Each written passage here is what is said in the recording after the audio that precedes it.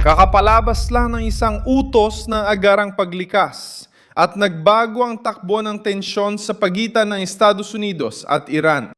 Ngayong Miyerkules, ika-22 ng Abril, 2026, nagbigay ng direktang babala ang gobyerno ni Trump sa mga mamamayan ng Estados Unidos na nasa Iran pa. Umalis na kayo ngayon. Ang babala ay dumating matapos bahagyang muling buksan ang airspace ng Iran. Ngunit nagdala ito ng panganib hindi ginhawa. Kapag nag-utos ang Washington ng agarang paglikas, malinaw ang mensahe. Hindi nakikita ng White House ang tunay na katatagan. Nakikita nila ang marupok na tigil-putukan na puno ng banta at maaring mabasag.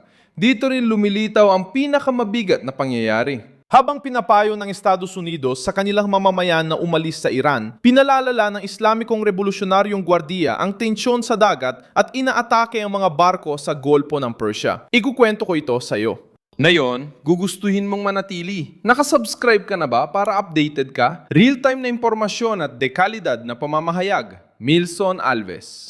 Ang nangyayari ngayon ay hindi basta-basta sunod-sunod na mga abiso lang. Ito'y larawan ng isang aktibong krisis.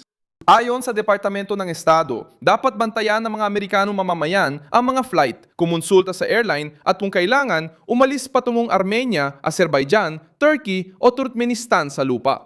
Nagbabala rin ito na maaring pahirapan ng rehimeng Iranian ng pag-alis, maningil ng bayarin at humingi ng partikular na dokumento, lalo na sa may dual na nasyonalidad. Sinagot nito agad ang mahalagang tanong, sino ang sentro ng kilusang ito? Sa kabilang banda, sinusubukan ng Administrasyong Trump panatilihin ang matinding presyon habang humahaba ang usapan. Sa kabila naman, ang estrukturang militar ng Iran na patuloy na kumikilos na para bang pwedeng sumiklab muli ang labanan anumang oras. Sa dagat, matindi ang naging tugon ng Tehran. Iniulat na Reuters na sinabi ng Islamic Revolutionary Guard na nahuli nila ang 2 barkong container na nagtangkang umalis sa Golpo sa pamamagitan ng Strait of Hormuz, ang MSC Francesca na may bandilang Panama at ang Epaminondas na may bandilang Liberia. Ayon sa ulat, sinabi ng Epaminondas na may putok at pinsala sa bridge ng barko matapos tamaan ng mga bala at granada mula sa armadong bangka na konektado sa puwersa ng Iran. Pinaputukan din ng ikatlong barkong Euphoria pero nagpatuloy pa rin ito sa biyahe. Ipinapakita nito kung paano nabubuo ang crisis na ito. Hindi formal nagdeklara ng ganap na digmaan, kundi sa pananakot sa dagat, putukan, pagsamsam ng barko, at pagpapakita ng kontrol sa isa sa pinakamahalagang ruta sa mundo. Kasabay nito, nanatili si Trump sa hindi malinaw pero planadong posisyon. Reuters, iniulat na inanunsyo ng Pangulo ng Estados Unidos ang pagpapalawig ng tigil-putukan upang bigyan ng panahon ang isang pinag-isang panukala ng Iran sa kahilingan ng Pakistan na siyang tagapamagitan ng mga pag-uusap. Kasabay ng pagpapalawig, nagpatuloy ang blokadang pandagat ng Amerika sa mga daungan at baybayin ng Iran. Pinalawig ni Trump ang tigil-putukan pero hindi binawasan ang presyon. Nagdagdag siya ng ilang araw pero nananatili ang banta sa ekonomiya ng Tehran. Malapit nang magtagpo ang babala ng paglikas at opensiba sa Golpo. Habang pinag-uusapan ng Washington ang dialogo, naghahanda naman ito sa mas malubhang sitwasyon. Sinasabi ng Tehran tungkol sa paglaban pero gumagamit sila ng pamimilit sa dagat. Sa Iran, naging malinaw din ang kanilang pagbasa. Ayon sa Reuters, ang pagpapalawig na inihayag ni Trump ay hindi man lang tinanggap ng hayagan ng mga pangunahing lider ng Iran. Binigyan din ng ahensya na hindi tiyak kung papayag ang Iran sa pagpapalawig at wala pang pahayag mula sa mga pangunahing pinuno ng rehimen. Sinabi rin ng tagapayo ng presidente ng parlamento ng Iran na tila manyobra lang ni Trump ang ginawa para makakuha ng oras sa biglaang pag-atake. Dito pumapasok ang pinakamalakas na hinala na umiikot sa kapaligirang ito, na ang rehimen ay nahahati, mas matigas, mas militarisado at hindi handang magbigay ng malinaw na konsesyon. Hindi rin nagkataon na sa mga lumalabas na material tungkol sa kaso, nanginibabaw ang kaguluhan at humihinang pamumuno ng politika sa harap ng armadong paksyon. Ang hinalang ito ay hindi basta-basta lumitaw.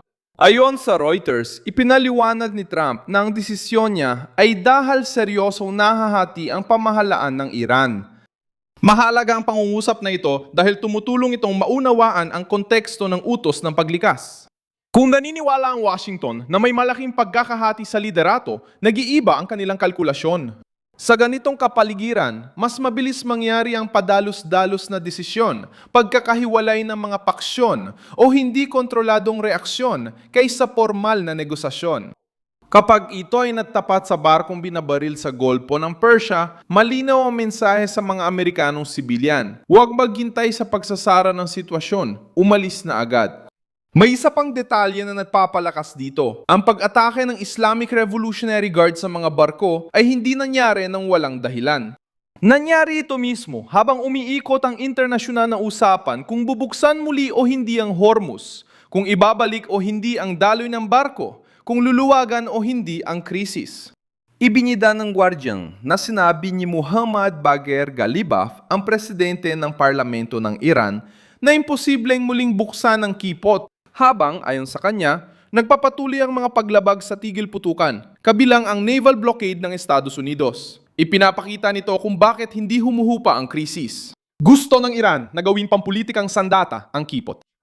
Ipinapakita nila na walang simpleng balik sa normal kung walang kabayaran mula Washington. Ginagawang sandata ng Tehran ang dagat sa negosasyon.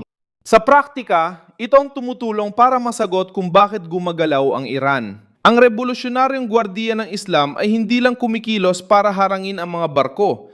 Kumikilos sila para patunayan na kaya pa rin nilang magdulot ng takot, gastos at pagkaantala.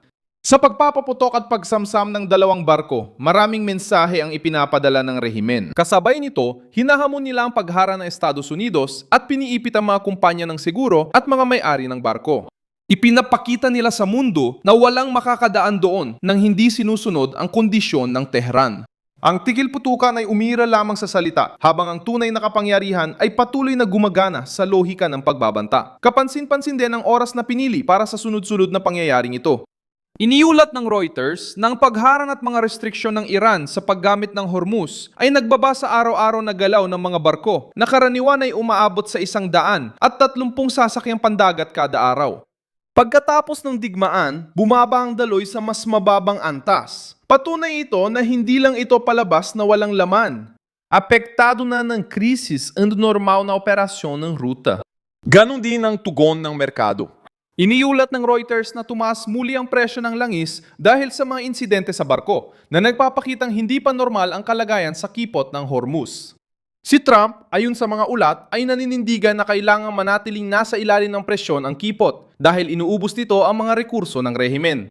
Samantala, ipinapakita ng Tehran na kaya nilang gawing delikado at magastos ang pagtawid kung pipilitin sila. Dahil dito, mas mabigat ang utos ng paglikas kaysa akala at hindi ito dumating ng mag-isa.